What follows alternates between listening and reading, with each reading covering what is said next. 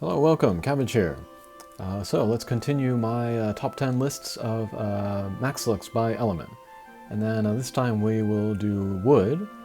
And yeah, I will not be including limited time drop monsters, but I will be including impossible drop monsters. So yeah, let's go right on ahead. Number 10 is Poltergeist here. And yeah, I was kind of iffy about including her. But as I said in another video, any max luck with a double null ability is worth making. And yeah, she has the double null ability of flight and null damage wall. And then her stats are decent, her speed is pretty good. And then she has a homing piercer bump combo, which is pretty rare for drop monsters actually. The reason why I was hesitant to put her on the list is because even after I made her, I never really used her that much. And then, if you think about it, actually her abilities are exactly the same as Coconada, who has null damage wall and Minesweeper. So once you make a max luck of Coconada, then Poltergeist will never see the light of day again. So yeah, and then her quest is also pretty difficult. So yeah, if you're trying to make a max luck of her and it's going rough, then I would just quit. You know, you don't need to kill yourself to make her. But yeah, pretty great design, so that might be reason enough for some people. Okay, number 9 is Tengu here. And then, yeah, he has that great null ability combination of flight and null gravity barrier. So a lot of people call him kind of the green Queen Butterfly, but his stats are not nearly as good. And then he has a strike shot of kind of questionable value, which is the Poison Mist, not the Poison Mist, just the Mist strike shot. And the closer Tengu is to the boss's weak point when he uses it, the more damage it does, but it only does 1,000,000 or more damage when they're like, you know, touching each other. So it's very luck based using this strike shot. But he does have a homing bump combo, 18, which I would say is better than Queen Butterfly's. So that makes him good for Scorpion quests as well. Yeah, he's a little bit on the tough side to make. His mission's kind of difficult, but I would say he's very worth it. So okay, so number 8 is Siren Evolution, and that kind of completes my trio of flight plus one other null ability max lux. She has flight and null warp, which has been very helpful in the recent metagame, where mines and warps are kind of becoming the main gimmicks. And then her HP is decent, attack is low, speed is also good. So yeah, she's pretty good. And then she has maybe the best strike shot of the 3 flight plus something max lux, which is speed and power up. Not a very exciting bump combo, but very useful. Yeah, I like to use her in Daikokuten, and then that strike shot is useful for getting a lot of healing in. Okay, so that was number 8. Number 7 is Janiyah Evolution.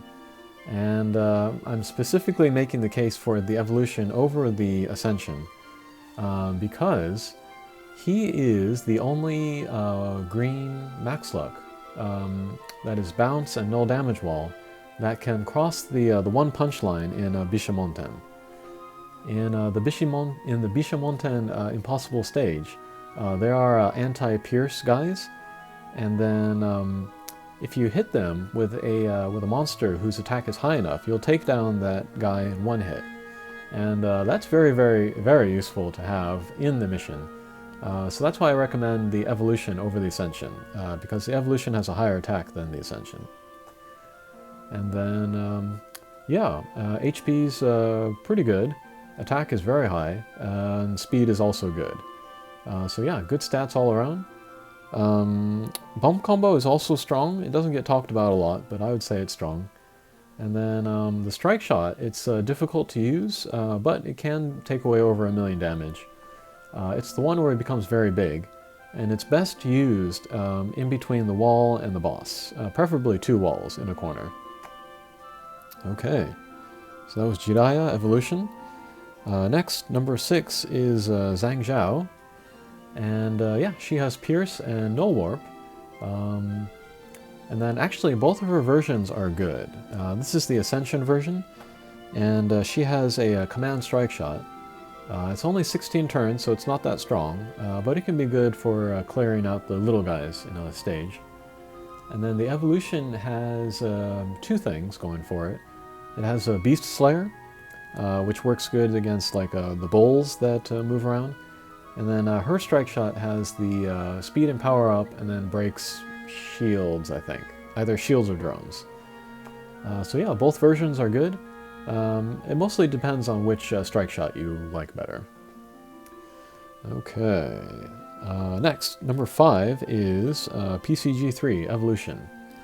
And yeah, at the current moment, I would say he is the best green no gravity barrier guy.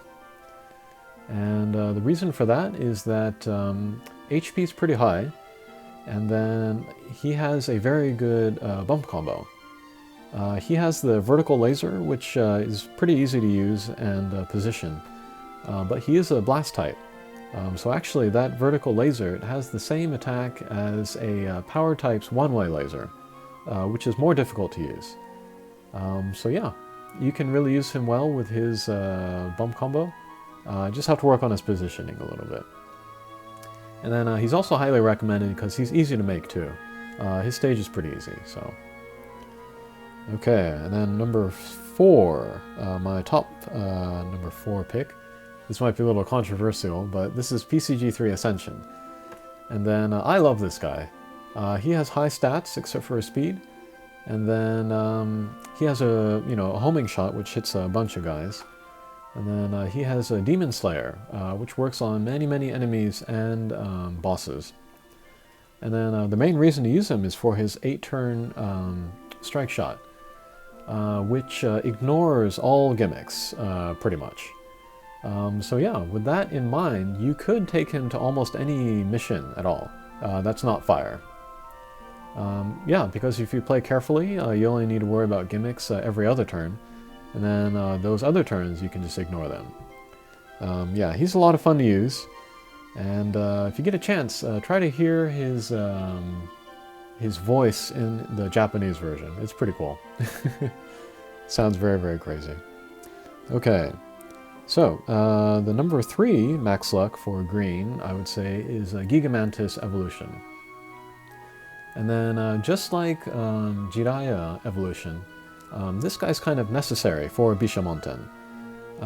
You want a mix of bounce and pierce, and so he satisfies the pierce requirement.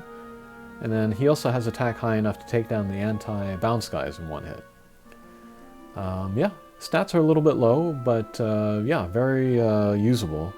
And then he has a meteor strike shot, which is easy to use with pierce types. Alright, highly recommend him. And then the number 2 max luck is Marishten here. Yeah, as you can see, I'm getting close. I'm champing at the bit to get him done. Stats are average, maybe a little on the low side, but he does have the triple ability, the double null of Minesweeper and Null Warp, which is becoming more and more handy. And then he also has Recovery S. And one great thing about Marishten is that his gauge.